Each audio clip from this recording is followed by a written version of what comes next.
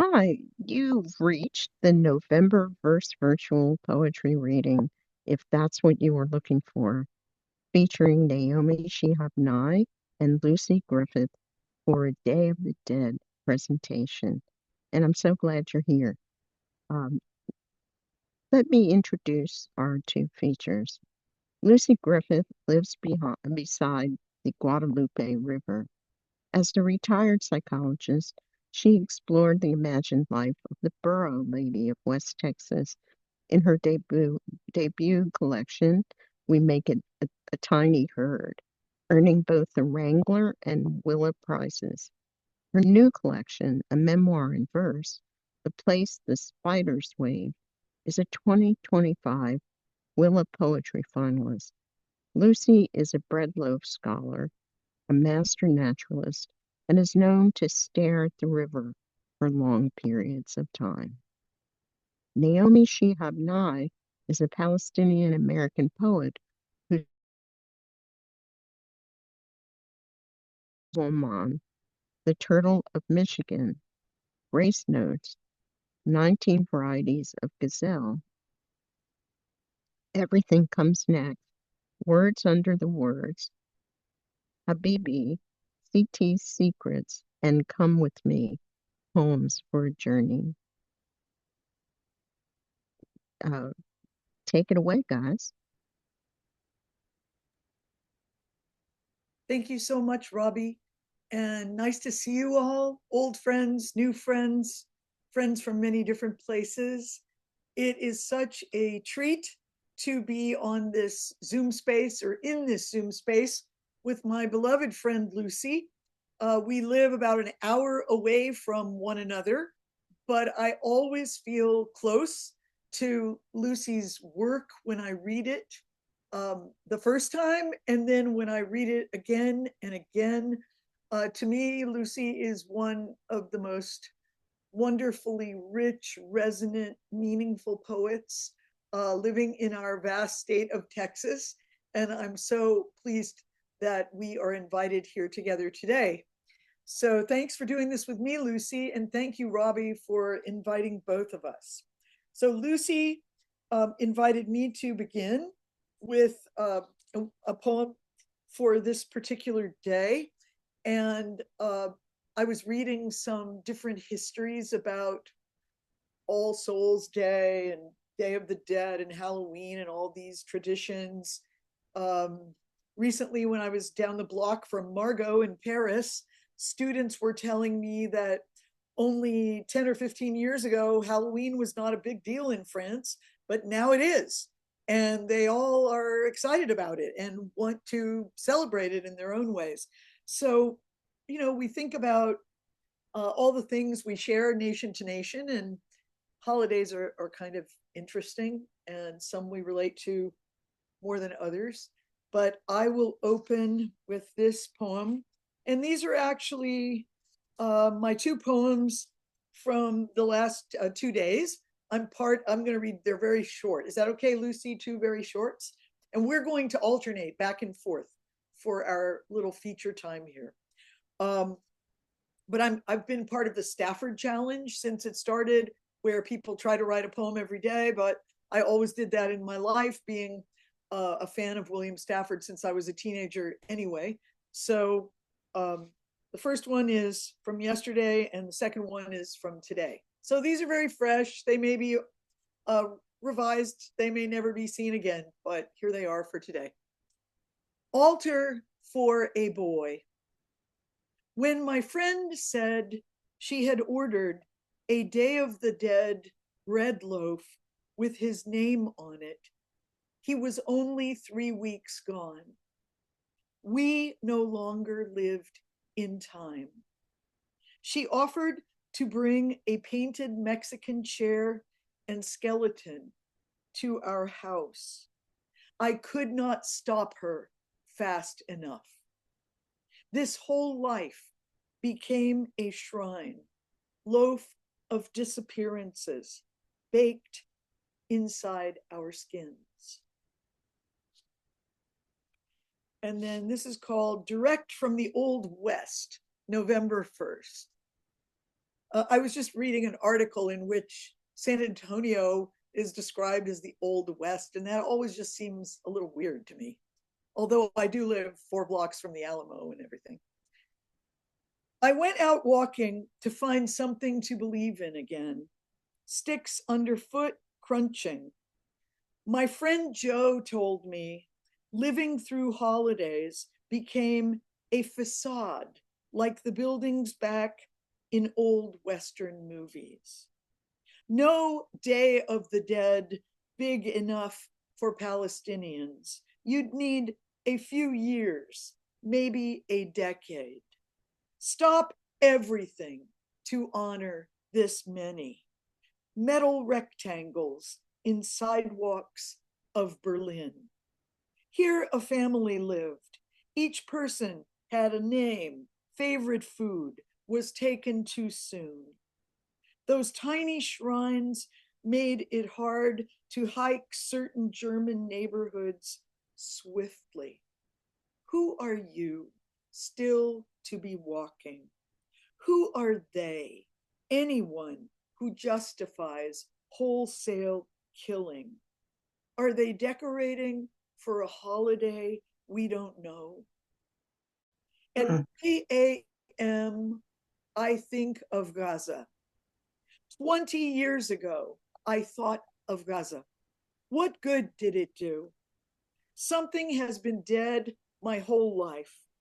We live where Mexican soldiers of the Alamo battle camped. Santa Anna tied his horse right where that tree now stands. We wake in its shadow. People are still fighting at the Alamo.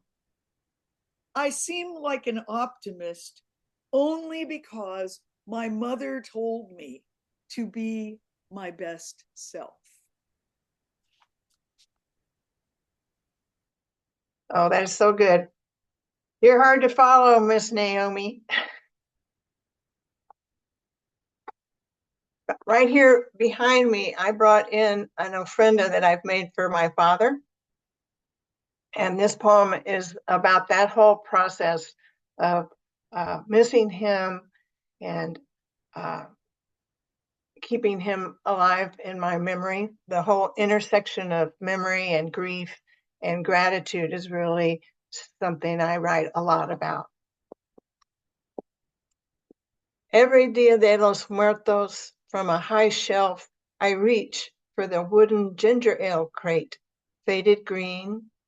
I blow off the dust, lift out sepia scenes of my father as a young man, relaxed with hopeful smile. I find arrowheads, pennies squashed by a train, half a horseshoe. His grubby gray fedora, I cup his hat to my face to smell him. A little sweat, a little soap. Now we are in a duck blind, framed in stiff rudges, splintered boards. He believed in using whatever's to hand. My 10-year-old self hugs her knees in that rough-edged blind, shivering in a hand-me-down coat. I remember the cold, the kind that hurts. He doesn't notice that I'm cold. He's not that kind of dad. But he sees my fingers in my ears after he shoots. My father sets the 12 gauge aside, snapping the safety on with a pay attention look. Turn as a judge, as a hobo. He's wearing an old raincoat, the fedora, a stained white shirt, and scuffed floor chimes. A retired office wear he reckoned good enough for hunting. He pulls a case pocket knife from a pants pocket, then a handkerchief from inside the raincoat. Careful as a surgeon, he cuts the ridged edge of the hanky, rips it in half, cuts it again, tears it into quarters, balls up 2 quarters to stuff in my ringing ears. I'm breathless at this extravagance from a father who hoards orphaned bolts, oddball screws bent and rusty nails. The ginger ale box of memories keeps offering 2 handmade fishing lures, a shuttle he carved for my weavings that still smells of turpentine. I arrange the ofrenda, this offering, in a sunny window, fan a stack of white handkerchiefs in front of his hopeful face, nestle the fedora on top. I hear his soft whistle. Front and center, I place a reminder note he left at the family ranch in his courtly handwriting. 5 p.m., headed home, lock up good. Sealed with a one-time close. I love you, Dad.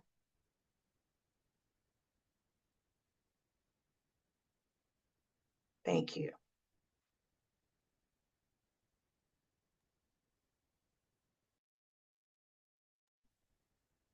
Lucy, are you going to read the second one or? Yeah, it's your turn now. Oh, That was, I have to recover. oh, that was so beautiful. Thank you. Thank you. After my mother died 4 years ago, I made a book of poems. Here's the cover of it. A beautiful cover painted by Lynn Averill, whom I've never met. And it was very comforting to write these poems in the months after she died. I felt as if we kept talking. So this is called Legacy. My whole life would not have happened without a man whose name I do not know, who died in the snow. He was young, had been married only 3 months to my future mama's best friend. Walking on a wintry path in Kansas, he toppled into a snowbank, dead. That's it, all the information. When he died so suddenly, my mama moved to the town where his young bride lived to console her for a few months as she got over the shock. Her friend had a job, so my future mama got a temporary job selling sewing machines and a volunteer job in a hospital where she met my dad, who had just landed from the other side of the world. See, the snowbank, the poor frozen man. I owe him everything. Oh, lovely. Do you want to do 2 or do you want to do 1? Okay. In keeping with our theme, there's another tradition in this area called descansos, these little white crosses by the road. And that's the name of this poem, which is about my husband's sister, who is very, very dear to me. And I miss her so. Descansos. I built a bench for the sister who died, sketching the plans inch by inch, attempts to fill the space, that rough crater of absence. Each step a move to balance compulsion and ache. Pick thick cedar planks, join them flush and plumb, plane it smooth, sand it fine, polish for days. Place within a view, river, valley, scene bar. Mount a stone raven on the back, so there's always a bird on her bench. Perhaps we need a structure for grief, a scaffolding for sorrow, like those white crosses on roadsides, descansos, a home for our hearts to rest, a place to stockpile our pain, unburdened for a time. Sister's bench, a love letter, the beginning of the conversation in the shape of goodbye.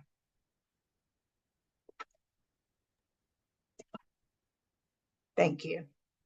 Oh, Lucy, what a poem. I read this morning that the the town of Uvalde, Texas, is holding their outdoor art fair today in the center plaza, where the crosses Wow. were in a circle for the children. And they were still there last time I was out there, but it touched me that they're having their day of sharing their creative works, structures that represent creativity in a town that suffered so much collective sorrow.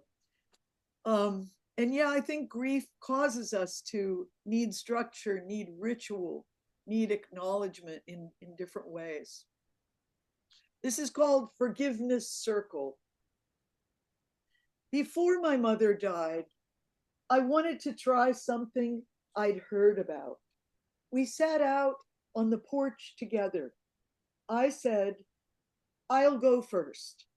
Please forgive me for losing my patience sometimes, for pushing you when you didn't want to exercise or eat, for not always being as sweet as I should have been." I paused to let her take this in. Then I said, "It's your turn." She said, "I got nothing." You know how I feel about this poem. That's the kind of poem you share in a slumber party with other women. Oh, okay. I'm going to read a poem that you knew I love that poem, and I know you love this one. This is in the book, the ekphrastic book with photographs of birds and poems. And you told me always read this poem. It sets the tone really for the whole book. A Cure of Wrens. Once upon a shocking loss, a friend advised, "Watch birds." What soothes the bruise of grief? Petite wrens sketched in browns and grays, teaching me, look down, look slow. Discreet, yet ever there, compact, yet stacked with song.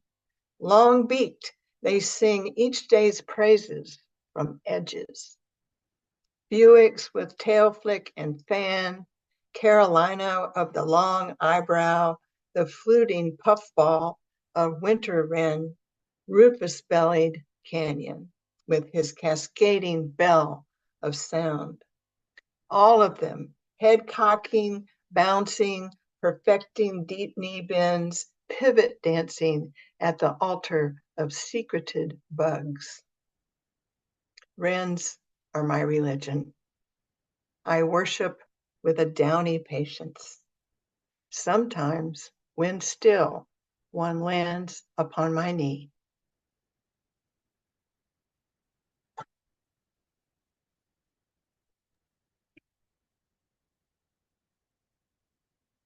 Thank you, Lucy. I love it. 100 people crushed overnight. Slap on wrist. Minor rebuke. I'm so tired of soldiers doing unthinkable things, barely being punished, like the really bad boy in high school who got away with everything because the principal was scared of him. 100 people just lost all their words. Bishan says she had dared make plans for tomorrow. Wow. You do such a good job of writing about such hard things. In my book about the Burro lady, I wrote it about her imagined life, but after she had passed. So I did visit her gravesite in Terlingua and had a good time imagining this particular day with her. It's called A Crack in the Universe. Named for the three-toned creek down the hill, abandoned Terlingua rests. On Dia de los Muertos, boundaries between worlds thin to a whisper as a bittersweet disk of sun slips behind the chocolate mountains. I step between sienna ochred columns onto Boot Hill, follow a path of broken desert stones wandering the cemetery. Spent marigolds, tequila bottles, packs of gum, garland the graves in reverent irreverence. My pockets are lumpy. 7-day candles, sugar skulls, Merle's favorite lollipops, sour apple. I look for your spot, Lorena. Ah, there, of course, on the edge, away, with a view of Mule Ear Peaks. We will share this night together. I will enter your world, knowing you would never enter mine. I will wander this crack in the universe and wonder. You wanted to be buried here with hat, spurs, boots. Is your roving spirit becalmed at last? Perhaps I will sing to you old cowboy songs. I might hum or whistle, or maybe just sit silently and not too close. Listen for wild burros. I know now that you had a family. That is a hard thing. I know for sure you are missed, that roaming woman who found the crack in my heart. La Reina, ghost rider, laid to rest in a town of ghosts.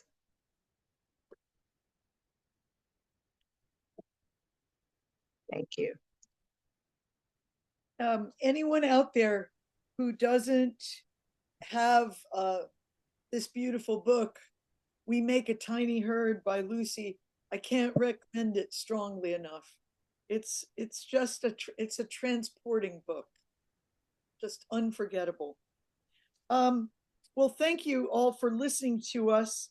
I noticed last night. I noticed when we went trick or treating with our grandson that some parents in his neighborhood had set up these funny little like tables in their. I mean, it's a very elaborate neighborhood for Halloween. Somehow everybody gets in the spirit. All the adults seem to dress up, and there were tables like for card readers or clairvoyants or psychics with crystal balls, and in a lot of front yards, and mothers sitting at them, and none of the kids seemed to know what to make of these tables. But I was curious. I was ready to go up to everyone and chat with the people behind them. But it reminded me of this poem, and I'll read this one last, because one thing I have loved about living a life with poetry is how poems just, they kind of sneak up on us and they find us when we're not looking, and they offer themselves, and they just surprise us everywhere, every day, if we let them in. So this is from the Grace Notes book, and it's called Guinea Pig. And my mother, by the way, was a person of great affection for diversity. She would not understand any phobia about diversity whatsoever. I mean, she married the first Arab she'd ever met in her life. She went to lectures on any topic, however esoteric or unusual, and took her children with her. She just was very open-minded. So she would be pretty shocked to see, yeah, the racism and the fear of global connection and immigrants, et cetera, in the world right now. She just wouldn't understand that at all. So this is called Guinea Pig. My mother and her friends wished to visit the clairvoyant they'd heard about. So they sent me to test her out. A humble wooden home on a street named for a tree. I didn't drive yet. I asked my friend to drive me. This was not a new thing for my mother. She'd also sent me to the Hindu breathing Swami, the Filipino faith healers, always first, her personal guinea pig. My friend waited in the darkened living room. I was escorted to a parlor by a man in a sleeveless undershirt, then seated in a chair. The clairvoyant, who charged $5, said, "I'd like to talk about your friend out there." Yes? She was a plump woman in a printed dress. Her mother just died, and she's grieving terribly. She was asked to drive her mother across the border for treatment, and it didn't work. Tell her she did everything she could. Her mother is fine. Her mother is with her all the time. You must promise to tell her the moment you leave. Right now, she has many more problems than you. I was stunned. The facts of this were true. She stared at me somewhat disinterestedly. "I see books coming out of your hands. What does this mean? Do you love books? I see your grandmother across the ocean in a long dress. She can't read, and she loves you very much. Take time for her. She's important. And don't marry that professor everyone likes. Something's not right about him. You'll find your way."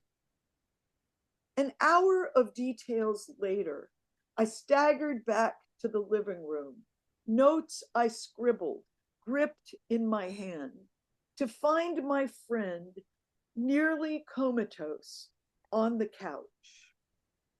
I told her the moment we drove away, "This is good news. Your mother is here." My friend dropped out of college after that freshman year and has let the angels guide her all her life. Oh, Thank you all for listening. Thank you, Lucy. And you will close with a gorgeous poem. Thank you. just one thing about that story I love so much, that the books coming out of your hands, and we all know that all those books come out of your heart. I won the lottery when I got you to be a friend. Okay, so you heard earlier when Robbi introduced me that I live on the Guadalupe, so we have been first-hand witnesses to some very hard things this summer, and I've been writing my way through with some poems about this horrible flood and in particular the 40 children that were lost. One is still missing, and the metaphor of how the grasses behaved on the river has just been very powerful for me. So I wrote a pantoum about them. Allegory of the tall grasses. Tall grasses on the riverside held tough, their roots as deep as they are high, saving the earth like a shield, grasses laid down by flood and force, those roots as deep as they are high. When river resumed her banks, we saw, laid down by flood and force, a woven rug of green roofing the soil. River resumed her calmer ways, now grasses unfurled, taller, prouder, it seemed, from the woven rug of green that roofed the soil. New seed heads hang heavy and gold. Grasses unfurl taller and proud like flags. Grasses that saved the earth like a shield, no longer laid down by force. Tall grasses on the riverside know to hold tough. Thank you so much for having us. It was lots of fun. Thank you so much for being here. And I'll give people a minute to respond because I know they probably will. That was wonderful. I don't think I've ever seen anything quite like that in a poetry reading before. And I'm glad that I'm here to witness it. We are going to move on to the open mic. And I hope that our features, our wonderful features, will listen. I, for one, am going to read a poem that I was going to read anyway. Um, that sort of harks back to something that Lucy said. So uh, let's start with Doug Anderson. And again, it's 2 poems or 5 minutes, whichever comes first.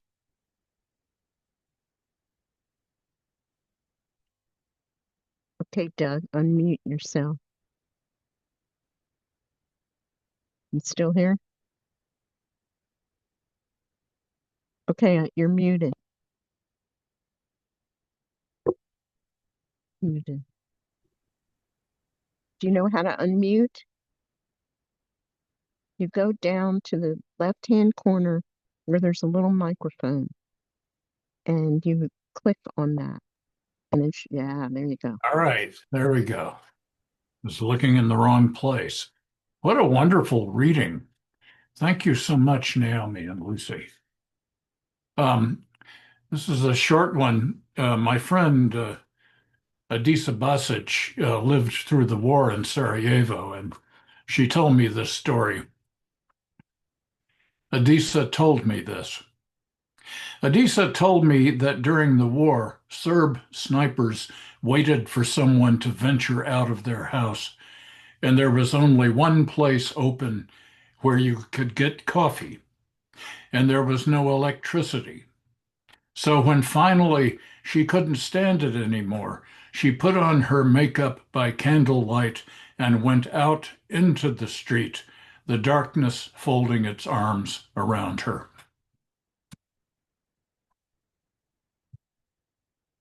And my second poem, I've been doing a Buddhist practice for some years now, and I'm so bad at it.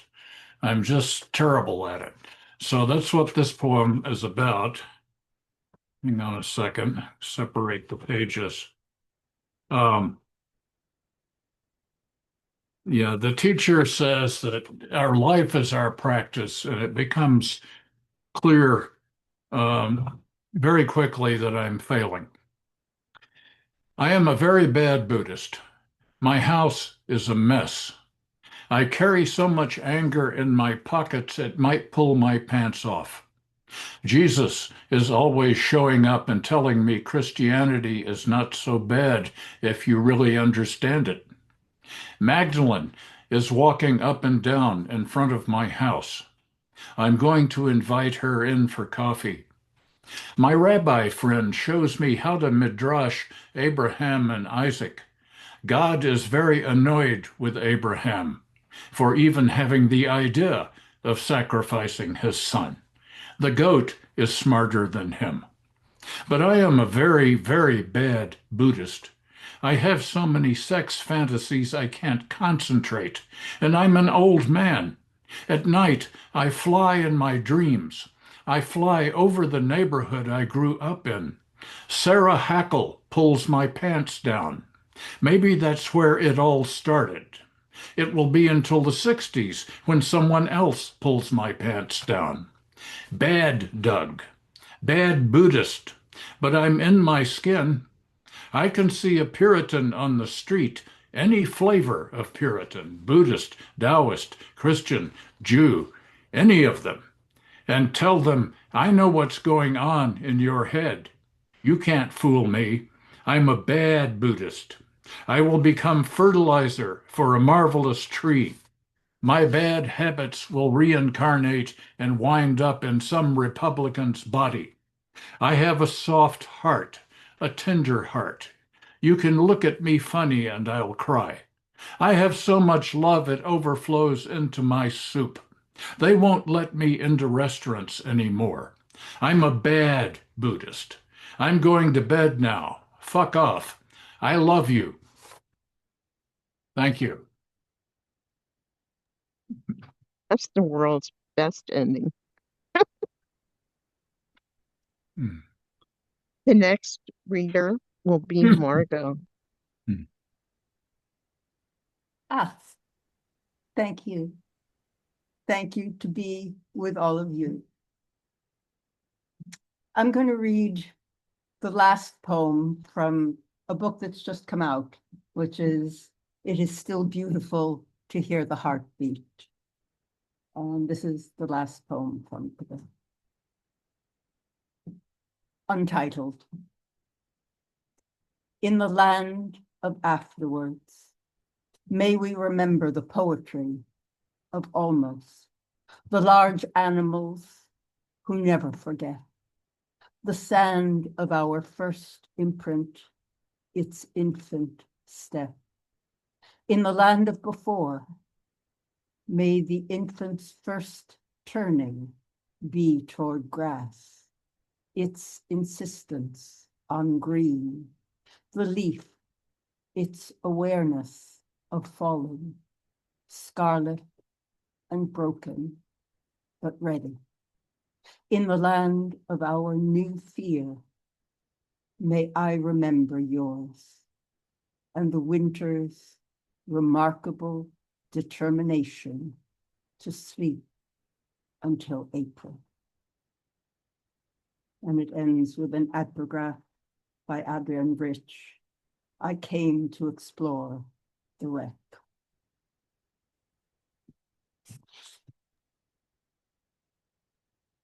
And this is a new poem called Listen. Thrushes, and not a soldier among them. Listen to their bones waiting to be covered with a body. A daybreak, an absence of beginning, like bird hearts in the dark. Move with the confidence of new hatched wings. Whisper veils instead of prayer. Winter harsh rains, digging to rid the skies of curses, listening under a laced canopy of leaves, and a surprise, how the mountain goats gather, friends with their black slits for eyes, peaceful bodies wearing halos, not a cloven hoof among them. Yes, mourning doves are bleeding over the dying. Not a cruel word between them, only heartbeats. All night we listen, not a cry, none at all, an absence of beginning before you were born. Remember, my long gone mother whispers, remember how the dragonfly lays her blind eggs on water, the changing of light more ancient than all dying. Remember, my long gone mother whispers in dream after dream after dream, come to this world, my darling daughter, be the wing lifting and listen to the night wind warning.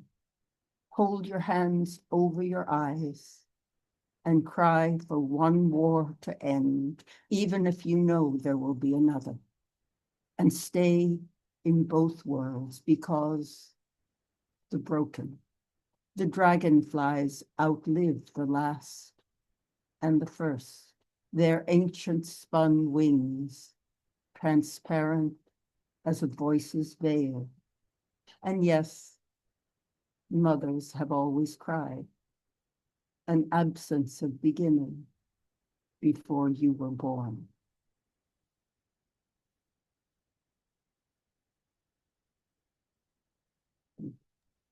Beautiful, Margo. Thank you so much. Feel free, everyone, to post your books, your latest books, in the chat so people can know what they are and where to get them. Out to that. Yeah, thank you. Our next reader is Rose. It's Rosemary. Come on in. Okay, unmuted. I'm going to lighten the mood, I think. Let me try. Not staying for supper with great auntie in Cyprus. We slowly puffed our way up that steep hill, passing the meadows full of anemones and sheep, tripping around potholes and big stones. The Mediterranean sparkled in the distance. A bold fisherman was far out, just rounding those large rocks I had seen from close up, and which from this height seemed insignificant. But the boat looked smaller still and vulnerable. Mom, Dad, is it much further? Some suntanned urchins were giggling behind a large boulder. We got closer, they ran ahead, clearly about to announce our imminent arrival. Old men sitting outside the cafeteria turned their heads towards the strangers. Kalispera. The old woman, dressed in black, billowing skirts, with a black shawl almost covering her face and falling over her shoulders, appeared at the top of the path, her arms open, her toothless mouth opening and closing. Kalispera, Teia, said the father of my children. He disappeared into black. Then the kids got kissed. They wiped their faces. My daughter was indignant. Yak, she's got a moustache, she squeaked.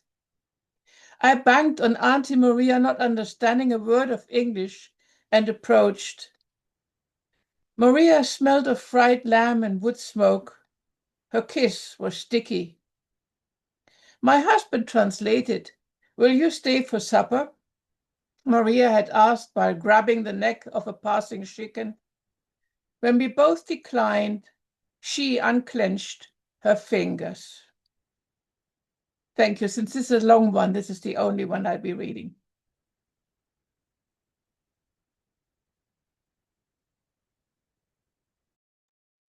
Thank you, Rose. That was funny. Joanne, it's your turn.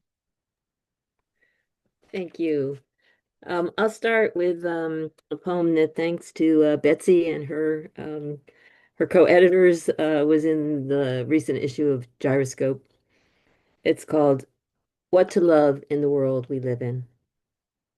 Try dirt, cockroaches, clouds, what survives. Try rhythms, waves, contractions, birth, breath. Try stars. No need to know they all burn out. Give them 1,000,000 years. A lot can happen. We're 3 friends around a kitchen table, testing the depth of night, seeped in news of prisons for immigrants, decent people fired for being decent, floods and flames feasting on forests and wetlands. Our fears don't evaporate like drops of wine off our glasses.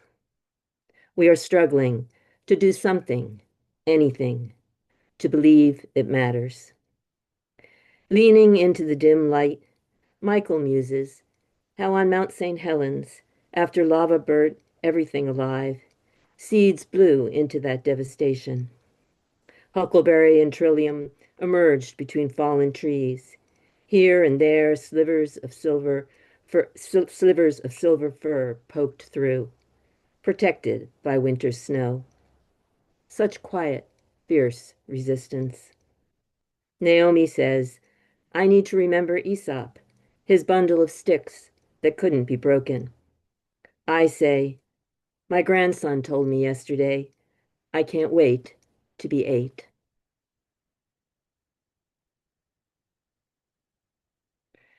And then I'll do a little lighter one on the Halloween theme. This was in Whale Road Review a couple years ago. Ode to Halloween. The Crayola crayon box on skinny legs squeezes close to the patch-eyed pirate on my doorstep, goodie bags outstretched like ours were long ago.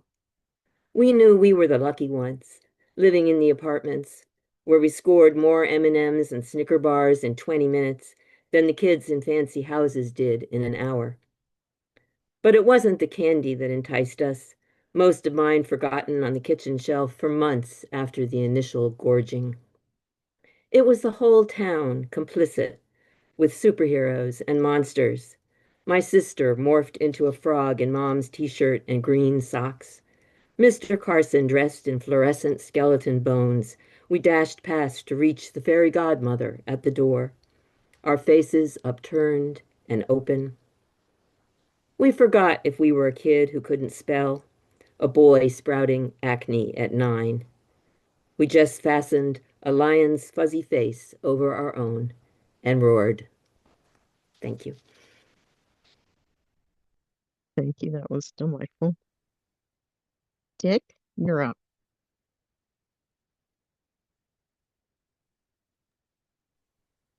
Dick, okay. Yep, all here.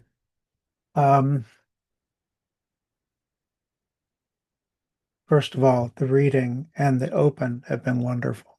Just so happy to be here. The first one is shorter than its title. Title, Israel orders the evacuation of Gaza City to make way for expanded ground operations.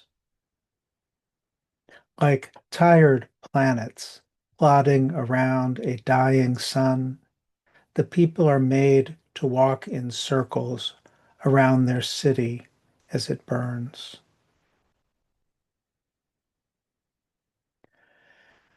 And this is a poem that overlaps a number of series of poems I've written. This one is in a series of poems about the unnamed women in the Hebrew Bible. It's called Witness for All the Murdered Journalists. Lot's wife had a name she never told the gods. Only her sisters knew she called herself Salt, that she preserved what she could, gave all she touched a flavor it lacked, that the stars to the east knew her igniting as they knew theirs. She alone saw the brimstone descend, the city burn without flame, sulfur white, hot with shame. Her man hadn't known this power, was ashamed like a child who thought he'd set fire to his house, when all he'd done was nothing but be left alone with a box of matches and a pot of hot pitch. Who can denounce such a man for lighting a blaze just to watch it burn? From behind Sodom's walls, he heard the cry of one small girl as her hands blistered before the rest of her knew there was a God of pain. Who can blame a woman whose name was Salt from becoming herself when her world was put to flame?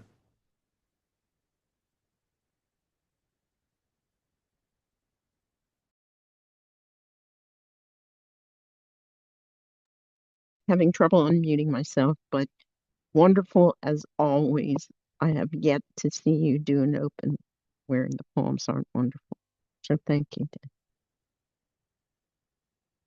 Mary, it's your turn. Okay. So many powerful poems read today, really heart moving, heartfelt. These are a couple new ones. Begging to be anywhere. If time wasn't such a hard pull, like a train with no reverse and tracks dragging us all hell-bent to nowhere, I'd turn around every morning and crawl back into some yesterday before I knew much better.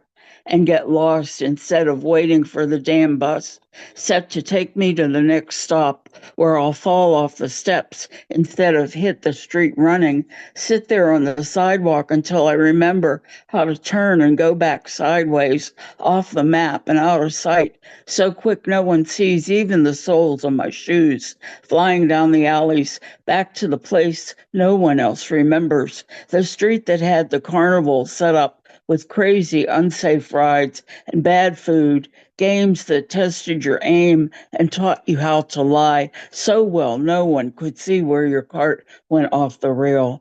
There, I might even like cotton candy and dare to ride the dips without a bar or seatbelt because here, once you've turned on time, death can't catch you as you pitch every dart into the bullseye and cart away armfuls of shabby souvenirs that glitter like falling stars and taste like the cookies Mama never made.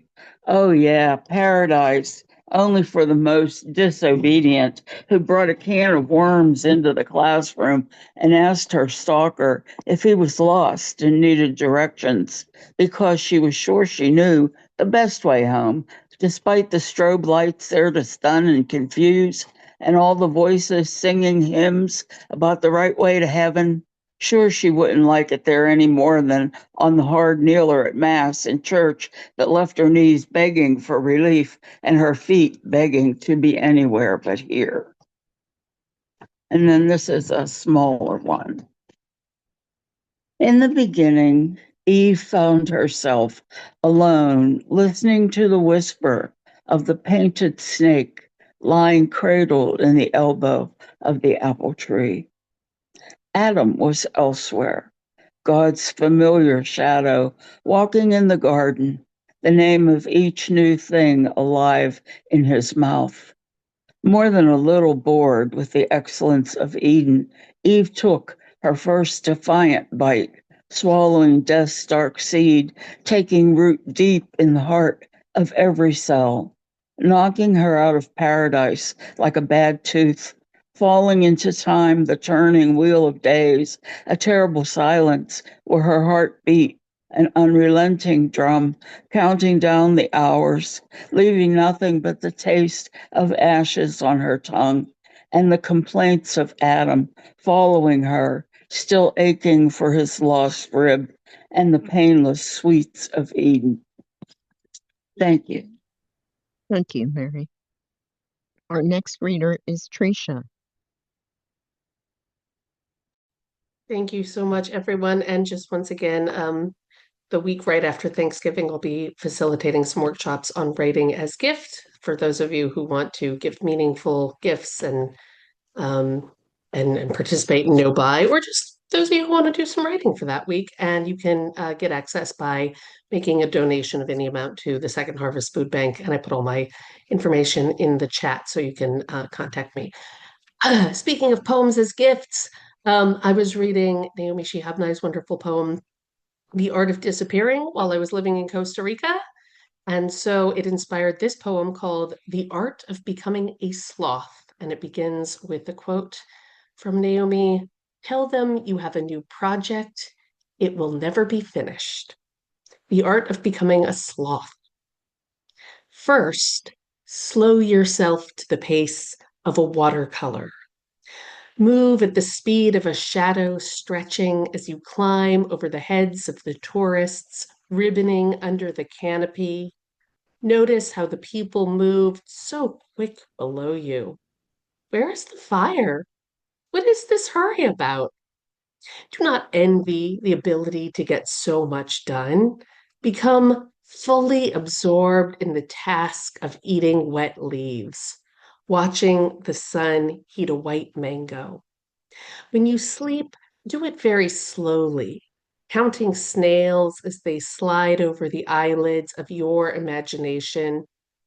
They are in no hurry. They have their homes on their backs. Where would they go? When it is quiet, listen to the old music of wind through branches, noting the landscape as you take your slow body past the limits of human comprehension.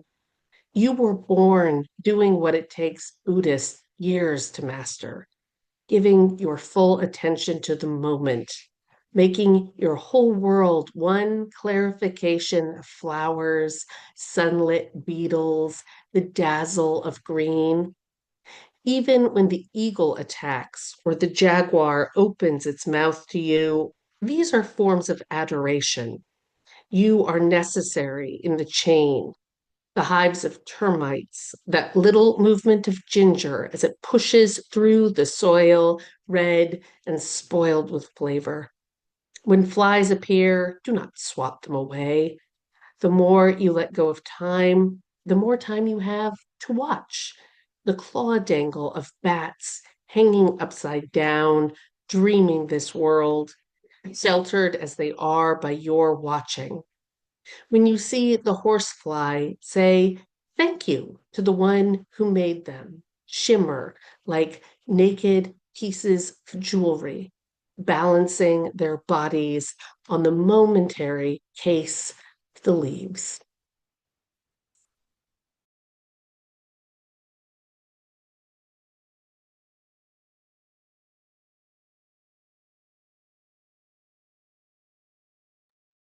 I'm having a little trouble getting my cursor here to cooperate, but thank you, Tresha.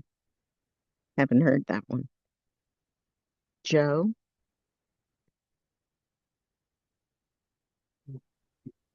Joe, are you still here? I'm here. Okay. Can you hear me? Yeah. Yes. Okay. Well, we seem to open on a Texas theme, which put me in mind of the Great American West, which I love. I'm here in California myself. So I'm going to read just one poem. And I need to explain, I use a word fellows in it. It's Felloes.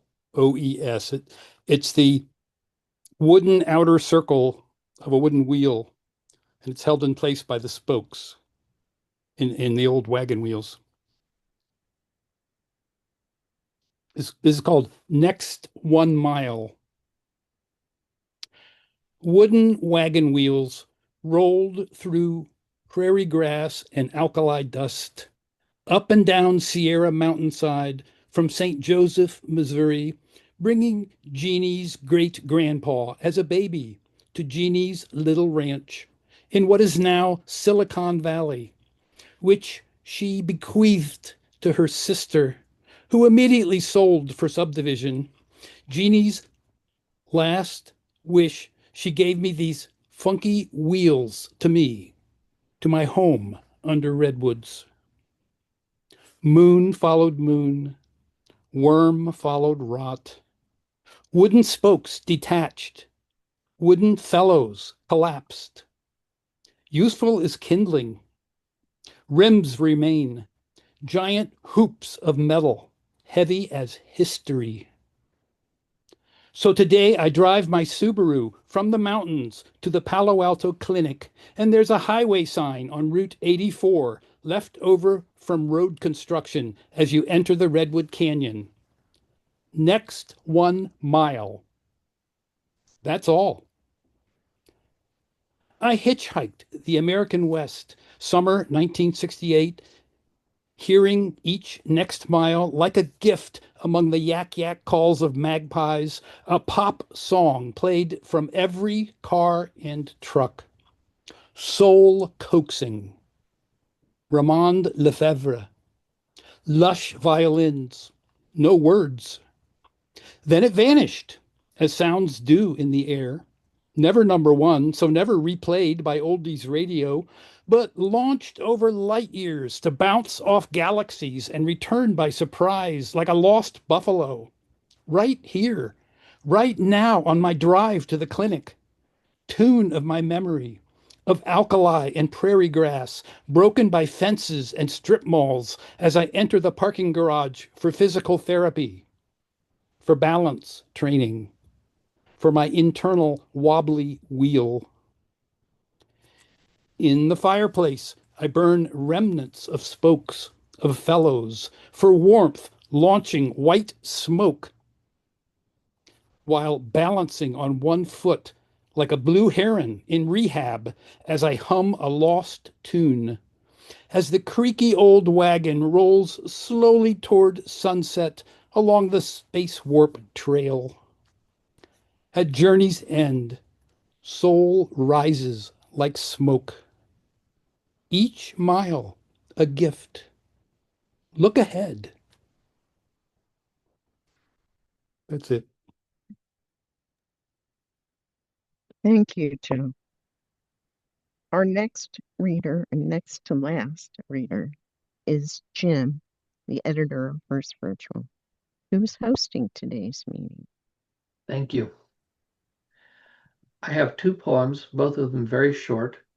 The first was the result of my son having sent me, he's an editor of a print journal called Ember. He sent me a prose piece to read and to check for layout. It was an incredible piece, and this poem came from that. He sent it to me late at night, so that's part of it. The title of this is Boy Forgotten. Strange that he would visit now in the still hour nearing midnight. He has been absent so long, missed from time to time, mostly put aside without regret. It must have been the stories, the ones for younger minds, that I only meant to proofread, check the layout for the editor, and off to bed. But the magic writing caught me, lifted the satin cape for the quick reveal of the boy forgotten, and there he was, flashlight and a book past bedtime, feeling every word that freed his mind from the here and now, carried him to any time and place. Strange to realize that he and I could still be moved, tears nearly forming in my aging eyes as I recognized and welcomed back that patient waiting child. Thanks, Jim. You want to do another? I have another very short one. This one for the men in the room. If you've ever had a wife, a girlfriend, a partner of some kind who liked to pick the lint off your sweater before they let you out the door, you'll appreciate this. It's called Royal Inspection. Stand and let me check you. No errant bit of lint, no gravy spot must linger. You will be judged severely on your appearance, and you must appear kingly. All who see you will nod, whisper to each other how royal, how brilliant, how mighty you seem. You absolutely must radiate that you are everything they want, need, desire, crave, yearn for, before you open your mouth and crush their hopes. Yikes. Thank you. And I'm going to end our reading today with a couple of short poems, if I can find them. Right. Apropos of elections coming up, this one that was published last year in Gyroscope Review is called Election Season. And it's after Andrew Wyeth's painting Crescent Moon, which I could share, except this cursor is too dicey. I don't want to try it. You can look it up. For months, we thought we saw dark omens in the sky. After September's heat, October's hunter moon swelled, ravid as a pumpkin, almost too close to earth.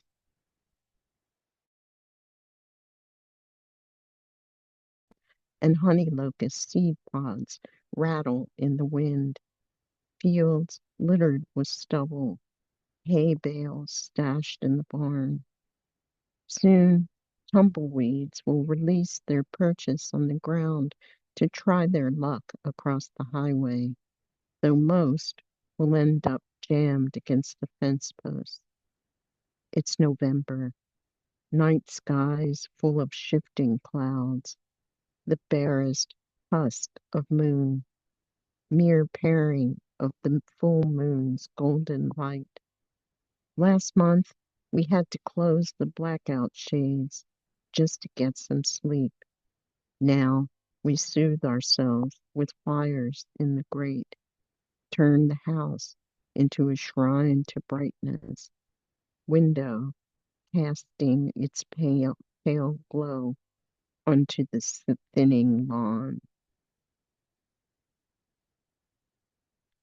And one more wee Halloweenish poem. I had a sister once, but she was born dead. Her eyes stayed shut. 10 tiny moons set on her fingernails. I didn't ask my mother how it happened, just imagined a wax pale doll who never answered to her name. All my life, I took the full weight of my father's rage. It blew up like a sudden storm. For years, this sister spoke to me, saying, everything you have is mine, perched on the edge of my bed, no longer larval, a grown ghost child. Her fingernails were long and sharp. She would pinch my arm until it bled.